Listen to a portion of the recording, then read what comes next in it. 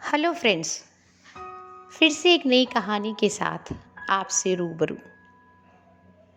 बहुत समय पहले की बात है। एक बहुत प्रतापी, बहुत समझदार राजा हुआ करता था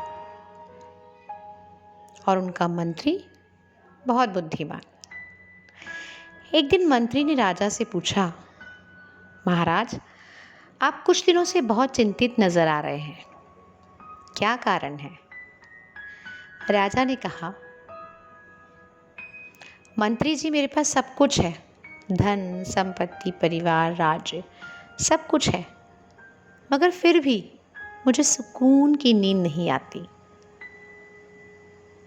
और मेरे दरबारियों के जो सेवक हैं, उनके पास इतना सब कुछ नहीं होने के बाद भी उनके चेहरे पे बहुत सुकून देखता हूँ, चैन देखता हूँ। आखिर ऐसा क्यों? तो महामंत्री ने कहा, बस इतनी सी बात महाराज, इस समस्या का समाधान 99 के फॉर्मूले से किया जाएगा। तो उन्होंने कहा, 99? 99 का क्या फॉर्मूला? मंत्री ने कहा, महाराज, ये 99 का फेर है, मैं समझाऊंगा, बस आप मुझे 100 स्वर्ण मुद्राएं दे दीजिएगा। बोला, ठीक है। अगले दिन सेवक को बुलाया गया और उससे कहा गया कि तुमको ये 100 स्वर्ण मुद्राएं दी जा रही हैं।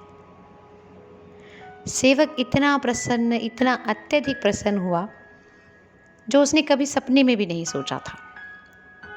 100 स्वर्ण मुद्राएं।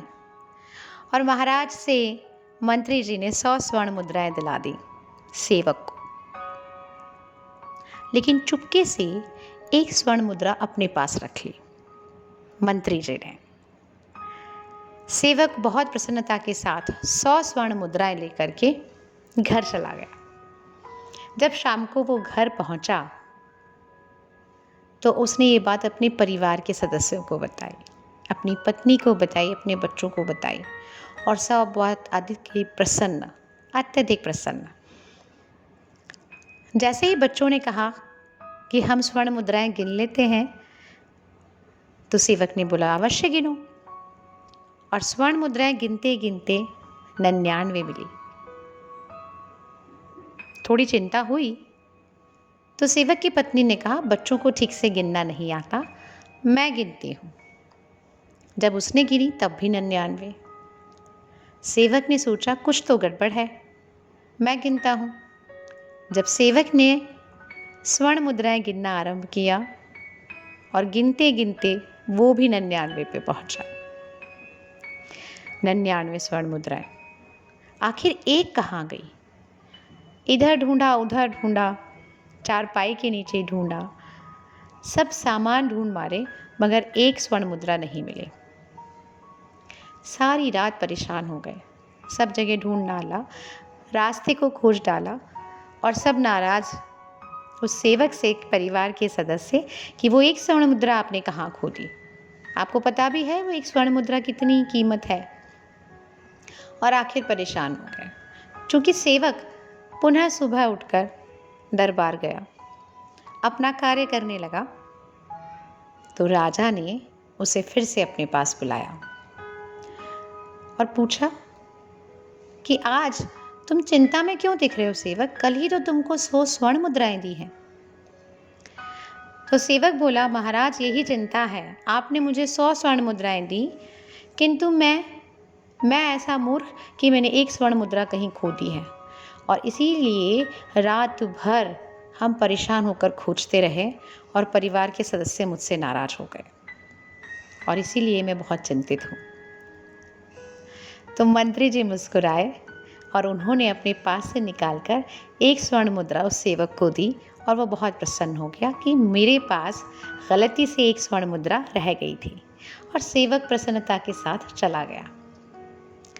और फिर मंत्री ने राजा से कहा, महाराज, क्या आप समझ गए कि इसकी चिंता का कारण क्या था? 100 स्वर्ण मुद्राएं से दी, एक नहीं मिली। इसके पास 99 थी, फिर भी जितनी इसके पास थी उसमें से सिर्फ एक कम होने के कारण भी ये उन 99 का आनंद नहीं उठा पाया।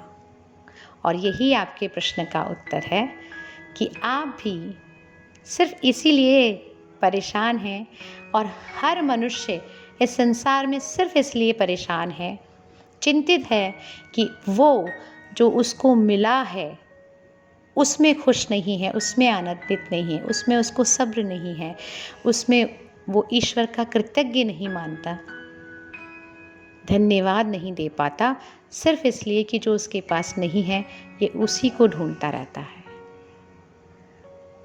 जी हाँ दोस्तों, हम सबकी स्थिति उसी तरह से है कि हम 99 के फेर में उलझे हुए हैं। हमारे पास क्या नहीं है सिर्फ उसके लिए चिंता करते हैं, मगर हमारे पास बहुत कुछ है इस जीवन में, हम उसके लिए ईश्वर को धन्यवाद नहीं कर पाते, इस प्रकृति को, इस ब्रह्मांड को धन्यवाद नहीं कर पाते, उसके कृतज्ञ नहीं हो पाते, क्योंकि जो नहीं है सिर्फ उसी को खोजते रहते हैं।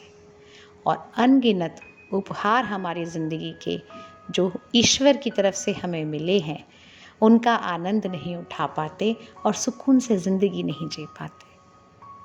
तो इस 99 के फेर से आज ही बाहर निकलिए और जो कुछ, जितना कुछ आपके पास है उसके लिए कृतज्ञ बनिए।